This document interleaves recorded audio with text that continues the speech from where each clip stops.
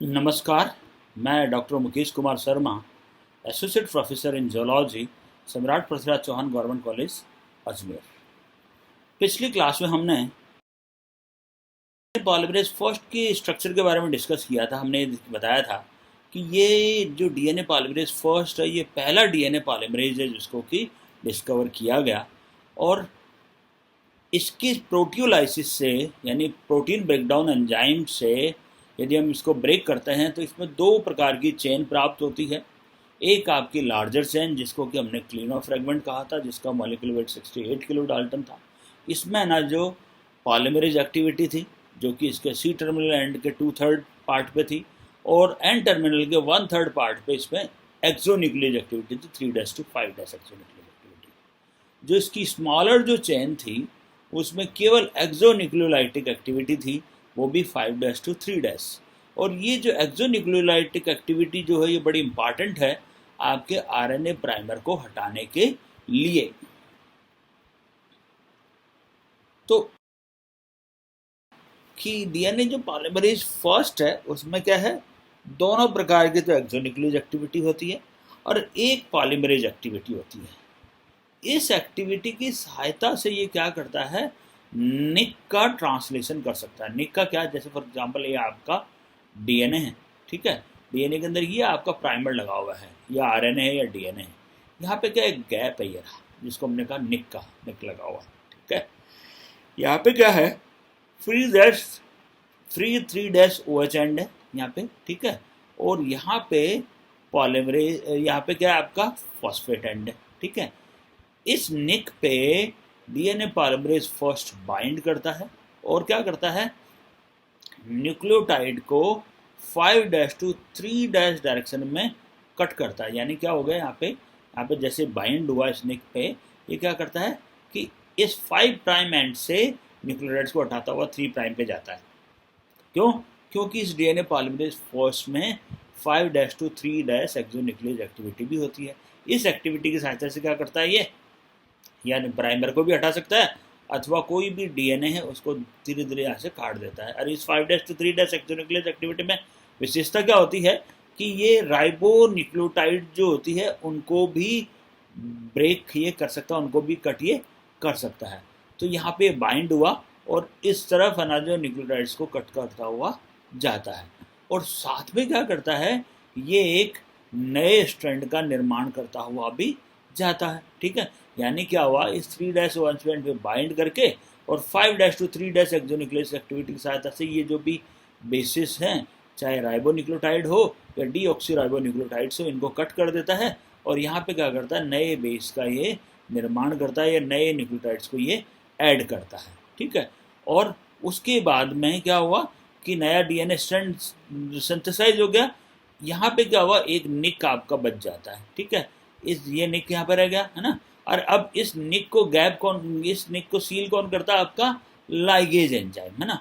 तो ठीक है, तो क्या हुआ कि यहाँ पे जैसे इसने बनाया, पूरा स्ट्रैंड बना लिया, यहाँ से है ना जो आपका डीएनए पॉलीमरेज फर्स्ट डिसोसिएट हुआ और बाद में इस निक को कौन सील करता है, आपका डीएनए लाइगेज एंजाइम क्या करता है, इस निक को वापस सील कर देता है, ठीक है। यानी इसको, इस बॉन्ड को ये जोड़ देता है, जिससे कि पूरा नया जो स्ट्रैंड है ये बिल्कुल न्यूली सिंथेसाइज्ड हो जाता है। तो इस निक ट्रांसलेशन की सहायता से, जो कि डीएनए पॉलीमरेज फर्स्ट की 5' 3' एक्सोन्यूक्लियस एक्टिविटी के द्वारा होती है, इस निक की सहायता से ये क्या कर सकता है, निक ट्रांसलेशन की सहायता से आपका जो आरएनए प्राइमर है अथवा कोई भी डीएनए का जो बेसिस हैं जिनमें कि गलती से बेस जुड़ गया, उसको पुनः वापस ये नया बना सकता है। तो ये निक ट्रांसलेशन वाली जो मैकेनिज्म है, ये डीएनए पॉलीमरेज फर्स्ट में बहुत ही इंपॉर्टेंट होती है, क्योंकि इसमें पॉलीमरेज एक्टिविटी भी रिस्पॉन्सिबल है और 5' to 3' एक्सोन्यूक्लियस एक्टिविटी भी इस एक्टिविटी के लिए रिस्पॉन्सिबल होती है, ठीक है। ये निक ट्रांसलेशन का दूसरा पार्ट है। यहाँ पे ये आपका कट हुआ, ठीक है।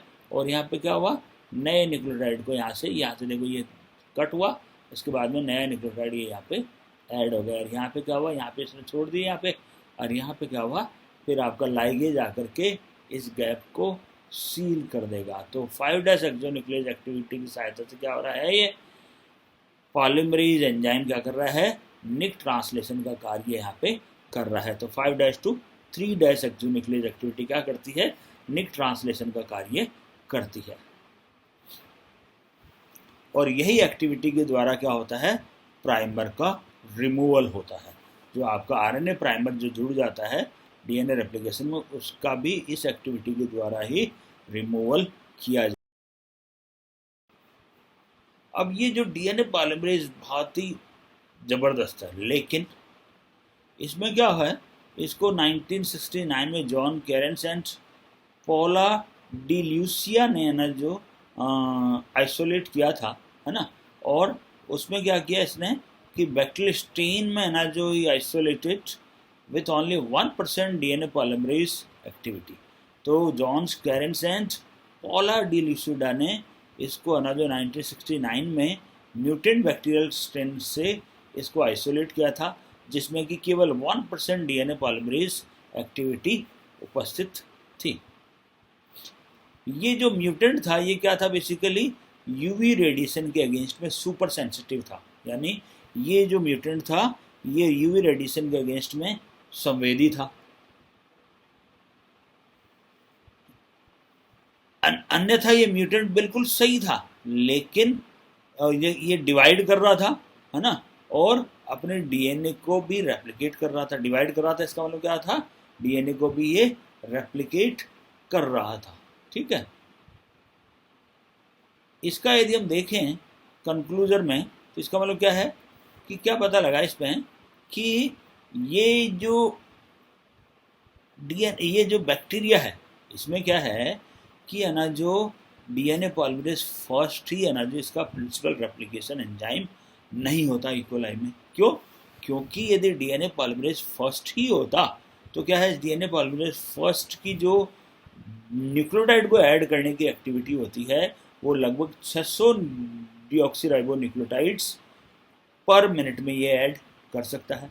और जो डीएनए पॉलीमरेज फर्स्ट है उसकी जो प्रोसेसिव एक्टिविटी भी होती है। प्रोसेसिव मीन्स कि है ना जो जब तक है ना जो आपका जो एंजाइम है जो कि है ना जो डीएनए चेन से डिसोसिएट ना हो जाए, तब तक है ना जो डीएनटीपीज को ऐड करने की जो एबिलिटी होती है उसको हम कहते हैं प्रोसेसिव एक्टिविटी। तो प्रोसेसिविटी भी इसकी बहुत ही कम होती है। ठीक है, तो प्रोसेसिविटी मॉडरेट प्रोसेसिविटी होती है और लगभग 600 डीऑक्सीराइबोन्यूक्लियोटाइड पर मिनट ये केवल जोड़ पाता है। तो यदि केवल यही एंजाइम होता तो इसके अंदर डीएनए रेप्लिकेशन किस प्रकार से होता। तो इसका मतलब क्या है कि डीएनए पॉलीमरेज फर्स्ट ही केवल अकेला एंजाइम नहीं होता, केवल अकेला प्रिंसिपल रेप्लिकेशन एंजाइम नहीं होता इकोलाई में, इसके अलावा भी और एंजाइम्स होते हैं। तो John Cairns and Paula De Lucia ने पहचाना, लेकिन है ना जो उन्होंने ये देखा कि ये जो डीएनए पॉलीमरेज है फर्स्ट जो है इसकी एक्टिविटी बहुत ही कम है इस, और जबकि इसके अंदर एप्लीकेशन प्रॉपर हो रहा है, ये सेल प्रॉपरली डिवाइड कर रही है। इसका मतलब क्या है कि इसमें कोई और एंजाइम भी है जो कि डीएनए रेप्लिकेशन के लिए रिस्पॉन्सिबल हो।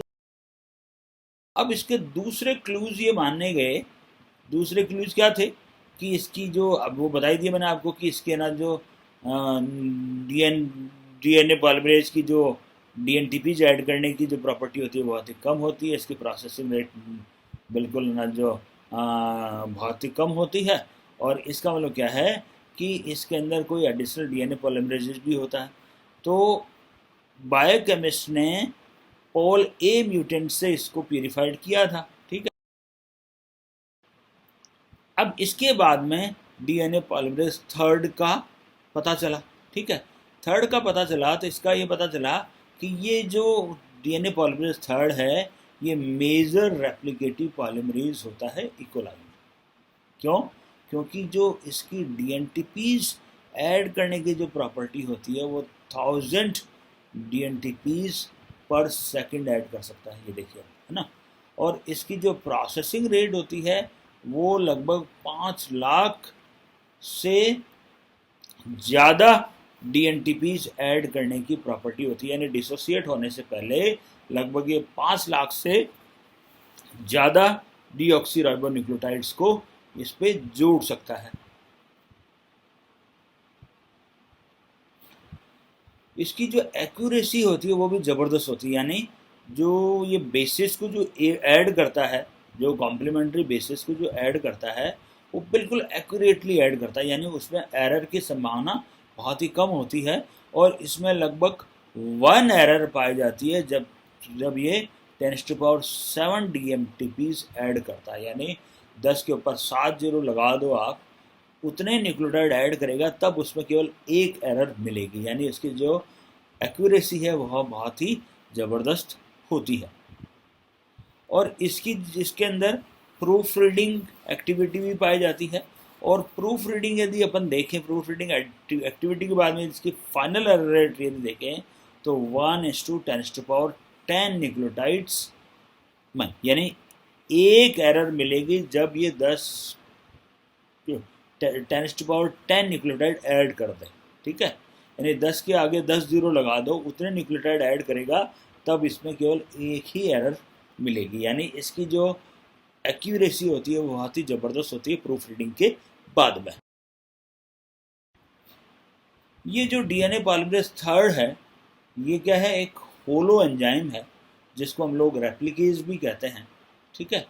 इसके अंदर बहुत सारी सब यूनिट्स होती है, इसमें लगभग 10 सब यूनिट्स होती है। यदि हम इसकी सब यूनिट देखें हम लोग, तो जिनके इनके सब यूनिट्स उनका कार्य देखें, तो जो अल्फ़ा सब यूनिट्स है उसमें 5-3 पॉलीमराइजिंग एक्टिविटी होती है। इप्सिलॉन जो सब यूनिट है उसमें 3-5 एक्सोन्यूक्लियस एक्टिविटी होती है।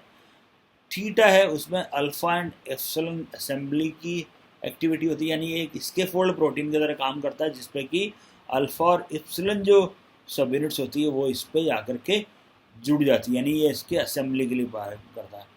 टॉ जो है वो होलो एंजाइम, डीएनए के ऊपर जो होलो एंजाइम की असेंबली के लिए रिस्पॉन्सिबल होता है। बीटा स्लाइडिंग क्लैम्प बनाता है जो कि प्रोसेसिविटी फैक्टर होता है।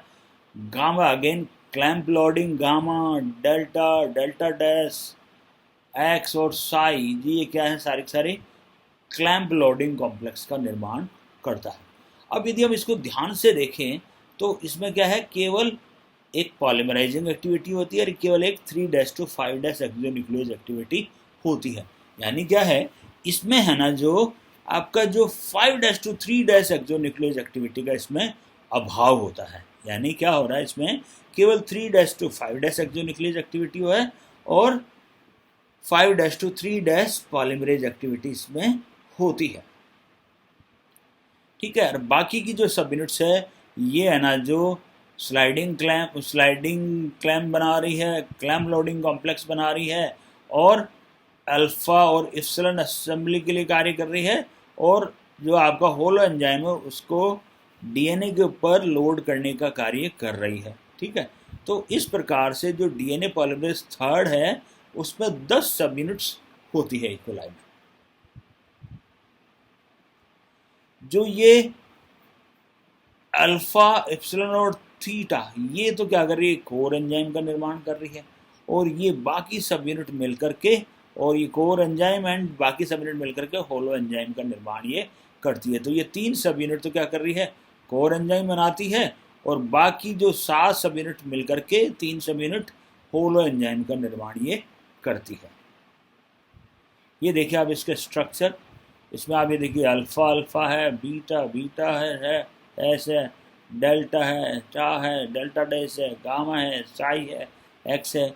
ये सारा जो आपका डीएनए पॉलीमरेज थर्ड है होलो एंजाइम, ये इसके स्ट्रक्चर है, उसमें डिफरेंट सब यूनिट्स इसमें लगी हुई है। तो ये क्या कर रहे हैं बेसिकली, ये है ना जो जैसे स्लाइडिंग कॉम्प्लेक्स का निर्माण कर रही है, टॉ के साथ में ये सब यूनिट और जुड़ रही है, ठीक है, थीटा अल्फा है ना, और इप्सिलॉन ये यूनिट्स है ना जी इसके साथ टॉ के साथ में असेंबली बना रही है, ठीक है। तो इस प्रकार से हमें इसकी स्ट्रक्चर आपको दिखा दी कि ये इस प्रकार के स्ट्रक्चर इसकी होती है। ये होलो एंजाइम है बेसिकली, यानी 3 सब यूनिट्स वो और 7 सब यूनिट दोनों मिल करके और होलो एंजाइम का इसमें निर्माण ये कर रही है। इसका जो मॉलिक्यूलर वेट होता है वो कितना होता है, 900 किलो डाल्टन होता है, ठीक है। और ये क्या करती है, दोनों जो लीडिंग तथा लैगिंग स्ट्रैंड है दोनों का ये सिंथेसिस ये करती है। साइमल्टेनियसली ये लीडिंग स्ट्रैंड जिसमें कि कंटिन्यूस रेप्लिकेशन होता है और लैगिंग स्ट्रैंड जिसमें कि डिसकंटिन्यूस रेप्लिकेशन होता है, उन दोनों का ये साइमल्टेनियसली सिंथेसिस ये करती है। और ये क्या करती है बेसिकली, केवल प्राइमर से ही, यानी आइदर आरएनए हो अथवा डीएनए हो, प्राइमर से ही नए चेन का सिंथेसिस कर सकती है, यानी प्राइमर का जो 3' एंड होता है उसी को आगे एक्सटेंड कर सकती है। ये स्वयं से रेप्लिकेशन के प्रोसेस को इनिशिएट ये नहीं कर सकती। इसका मतलब क्या है कि ये है ना, जो केवल प्राइमर के ही 3' एंड को ये एक्सटेंड करती है। इसमें मैंने बता दिया आपको कि 5' to 3' पॉलीमराइजिंग एक्टिविटी होती है और दूसरी आपकी 3' to 5' एक्सोन्यूक्लियेज एक्टिविटी होती है। जैसा मैंने बताया आपको कि इसमें एक्सोन्यूक्लियेज एक्टिविटी जो कि 5' to 3' एक्सोन्यूक्लियेज एक्टिविटी होती है, उसका इसमें अभाव होता है। ठीक है, तो इस प्रकार से ये है ना, जो आपका जो 5' to 3' पॉलीमरेज एक्टिविटी की सहायता से ये नए डीएनए का सिंथेसिस ये करती है। ठीक है, अब ये किस प्रकार से करती है और लैगिंग स्ट्रैंड और लीडिंग स्ट्रैंड में किस प्रकार से सिंथेसिस होता है, उसको हम आगे की क्लास में लेंगे। आज के लिए इतना ही, धन्यवाद। यदि आपको कोई प्रॉब्लम हो तो आप मेरे ईमेल पे अथवा मेरे फ़ोन नंबर पे कांटेक्ट मुझसे कर सकते हैं। धन्यवाद। ये बेसिकली ये लेक्चर जो है ये बीएससी तथा एमएससी दोनों क्लासेस के लिए बड़ा उपयोगी है। एमएससी वाले भी इसको रेफरेंस के लिए देख सकते हैं। धन्यवाद।